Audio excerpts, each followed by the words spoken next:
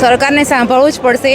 અમે જ્યાં સુધી સરકાર સાંભળશે ત્યાં સુધી અમે આ મેદાન છોડવાના નથી. આજે અમે નાના બાળકને લઈને આવ્યા છે. અત્યારે 40 ડિગ્રી તાપમાનમાં જો અમે ઘરમાં પણ નથી રહી શકતા તો અમે અહીંયા ક્યાંય છાંયડો નથી, છૂટાછવાયા વિસ્તારમાં અમે અહીંયા રહીએ છીએ. નાનું બચ્ચું છે જેને પીવાનું પાણી પણ નથી મળતું. ફરીને પાણી લઈ આવીએ છીએ.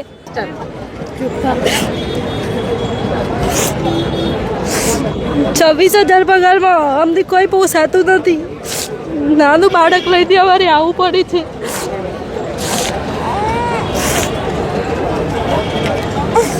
સરકાર અમારી માંગણી સંતોષે એ જ અમારી આશા છે. ગાંધીનગરમાં એવી જગ્યાએ ઊભા છે કે જેમાં 2 દિવસથી આ બહેનો તેમના બાળકોને રાત્રિના સમયે પણ લઈ આંદોલન કરી રહી છે, કેમ કે રાજ્યની જે સરકાર છે તે તેમનો અવાજ નથી સાંભળી રહી. આરોગ્ય વિભાગના આ કર્મચારીઓ અચોક્કસ મુદ્દતની હડતાલ પર છે અને કેવળ ને કેવળ તેમની 2 માંગણીઓ છે. આ મહિલાઓ છે, તેમની શું પીડા છે, શું વેદના છે, સરકારે હજી સુધી તેમનો અવાજ પણ નથી સાંભળ્યો. તે મામલે આ મહિલાઓનું શું કહેવું છે તે પણ વાત કરીએ. જે પ્રકારે 2 દિવસથી તમે અચોક્કસ મુદ્દતનો હડતાળ કરી રહ્યા છો, જમવાની શું સ્થિતિ છે, સુવાની શું સ્થિતિ?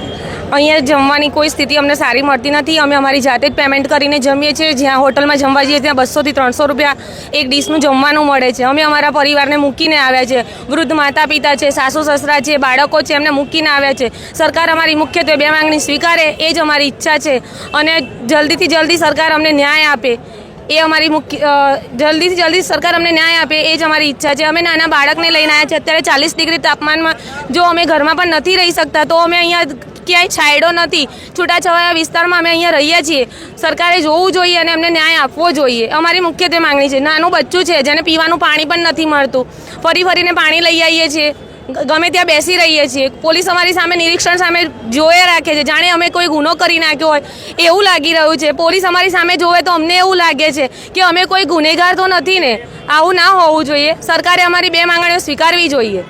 પરિવારમાંથી પણ ફોન આવતા હશે? પરિવારમાંથી, હા. તમે 2 દિવસથી એકલા અહીંયા છો? હા, અમે પરિવારમાંથી ફોન આવે છે કે શું કરો છો, ક્યાં છો. અમને ગઈકાલે ડિટેન કરી લીધા હતા અને આખો દિવસ 6 વાગ્યા સુધીમાં મૂકી રાખ્યા હતા. ત્યાં જમવાનું પણ સુવિધા નથી, પાણીની પણ સુવિધા નથી. ઘરનાને પણ તકલીફ થાય છે કે અમારી વહુ છે કે દીકરી છે એ આટલા સમયથી દૂર છે. અમે અહીંયા ભાઈઓ બહેનો અલગ રીતે રહીએ છીએ. અહીંયા કોઈ મેદાન છે ત્યાં સૂઈ જઈએ છીએ. અમારું બેગ એવું લઈને આવ્યા છે. ક્યાંય જગ્યાએ સૂવાની પણ સારી સુવિધા નથી, જમવાનું નથી મળતું, પાણી નથી મળતું. અમે લોકો બહુ સ્ટ્રગલ કરીએ છીએ. સરકારશ્રીને નમ્ર વિનંતી કે અમે અમારી મુખ્યત્વે 2 માંગણી સ્વીકારે. એક નાનું છોકરું લઈને તમે દૂરથી આવેલા છો. જે પ્રકારે નાના બાળકને સાચવવાની પણ જવાબદારી છે, માંગણી પણ છે રોજગારને લઈને. સરકાર અમારી માંગણી સંતોષે એ જ અમારી આશા છે.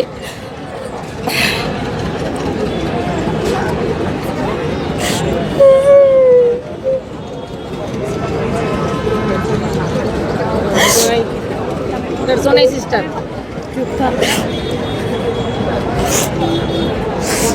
26,000 પગારમાં અમને કોઈ પોસાતું નથી. નાનું બાળક લઈને અમારે આવવું પડે છે.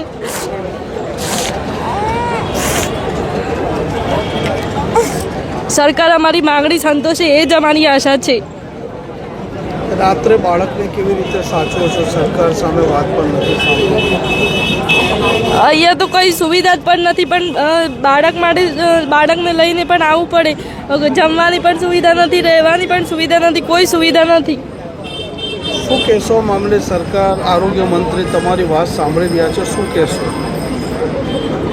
સરકાર જલ્દીથી નિર્ણય લે એ જ આશા છે. જે આપ જોઈ શકો છો, રાજ્ય સરકારે આરોગ્ય મંત્રી ઋષિકેશ પટેલ અને ગુજરાતના મુખ્યમંત્રી ભૂપેન્દ્ર પટેલ જે વારંવાર કહે છે કે તે મૃદુ અને મક્કમ છે, પરંતુ આ મહિલાના આંસુ પણ તેમણે જોવા જોઈએ.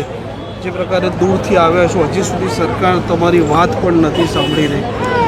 મારું સરકારશ્રીને એટલું જ કહેવું છે કે ગુજરાત એક વિકાસશીલ રાજ્ય છે અને દરેક પ્રકારે જ્યારે આપણે એને વિકાસ માટે અમે પરિશ્રમ કરીએ છીએ અને સરકાર પણ કરે છે, ત્યારે એક અમારી જ કેડર એવી છે કે જે રાત દિવસ ખડે પગે ગમે એવો રોગ હોય, તાપ તડકો હોય, જોયા વગર જ્યારે મહેનત કરે છે પબ્લિકને માટે, ત્યારે એક અમારો બી પરિવાર છે, અમે પણ માણસ છીએ. તો જે અમારી મુખ્ય 2 માંગણીઓ છે, એક તો અમે જે ટેકનિકલ કામ કરીએ છીએ તેમ છતાં અમને ટેકનિકલ ગણવામાં આવતા નથી, તો અમને ટેકનિકલ ગણવામાં આવે. અને જે ખાતાકીય પરીક્ષા કે જે ખરેખર અમે એનો અભ્યાસ કર્યો છે અને એક્ઝામ આપીને પાસ થયા પછી જ અમને આ જોબમાં અમને લીધેલા છે, તેમ છતાં અમને ફરીથી એમ કહે છે કે તમે ખાતાકીય પરીક્ષા આપો. તો અમારી મુખ્યત્વે 2 માંગણી છે. એ 2 માંગણીને સરકાર સ્વીકારે અને અમારો જે હક છે, જેને અમે લાયક છીએ, તો એ અમને પૂરો પાડે, એ જ અમારી માંગણી છે. પરિવારમાંથી પણ સતત ફોન આવતા હશે, ચિંતા પણ તમારી કરતા હશે. હા, અમારા પરિવારમાંથી પણ ફોન આવે છે કે તમે મોડા રાત્રે જઈએ તો બી ફોન આવે છે કે શું થયું. અને ઘરે નાના બાળકો, વૃદ્ધ માતા પિતા બધાને મૂકીને આવીએ છીએ. તો સરકારને વિનંતી છે કે જલ્દીથી જલ્દી અમારા માટે કોઈ સારો નિર્ણય લે અને અમારી મુખ્ય 2 માંગણીઓ પૂરી કરે. કેમ સરકાર નથી સાંભળી રહી? નાના બાળકો છે, તમે આ ખુલ્લા મેદાનમાં 2 દિવસથી જાગી રહ્યા છો. સરકારને સાંભળવું જ પડશે. અમે જ્યાં સુધી સરકાર સાંભળશે ને ત્યાં સુધી અમે આ મેદાન છોડવાના નથી. અમારી 2 માંગણીઓ છે તે સરકારને પૂરી કરવી જ પડશે. જી જરૂરથી. શું કહેશો તમે? જે પ્રકારે તમારું આંદોલન ચાલી રહ્યું છે, સંઘર્ષ છે, તકલીફ છે. બસ ખાતાકીય પરીક્ષા રદ કરે અને ટેકનિકલ ગણીને અમને ગ્રેડ પે વધારે, બસ એ જ. શું કહેશો તમે? તો એક લાંબો સમય વિભાગમાં પસાર કરેલો છે. અત્યાર સુધી અમે જે કામ કર્યું એ બહુ જ મહેનતથી કામ કરેલું છે, તો પણ અમને જે ગ્રેડ પે અને ખાતાકીય પરીક્ષા રદ કરી અને ગ્રેડ પે આપે, બસ અમારી આ 2 જ માગણી છે. કંઈ નહીં, બસ અમે એ જ સરકારને કહેવા માંગીએ છીએ કે અમારી જે આ 2 માંગણી છે એ સત્વરે પૂરી કરો. એક વખત તો એ લોકોએ અમને આ અહેવાલ આપી દીધો છે, પણ એ ઠરાવને GR નથી આપ્યો. તો એના માટે અમારું સરકારને એક જ કહેવું છે કે આ જે નાના છોકરા લઈને આવ્યા છે, જે બહુ મોટી ઉંમરના વ્યક્તિઓ છે, એનું જોઈને અમને મંજૂર કરી આપે. અમારી આ 2 માંગણીઓ સ્વીકારે બસ. પરિવારમાંથી સતત ફોન આવતા હશે, તમારા માતા પિતા ચિંતા કરતા હશે. હા, કરે ને બધા. અમારી માગણીઓ પૂરી કરે સરકારને, એ જ અમારું આવેદન છે. જી જરૂરથી. તો આ રાજ્ય સરકારના આરોગ્ય વિભાગના જ કર્મચારીઓ છે કે લાંબો સમયથી આ આરોગ્ય વિભાગમાં ફરજ બજાવે છે. લોકોને જે સારવાર કરતા હોય છે, તેમ છતાં તેમની અનેક વર્ષોથી આ 2 પડતર માંગણીઓ છે તેનું હજી સુધી નિરાકરણ નથી આવ્યું. અને ગાંધીનગરના આ મેદાનમાં રાત્રે અને દિવસે બાળકોને લઈને તે સૂઈ પણ નથી શકતા.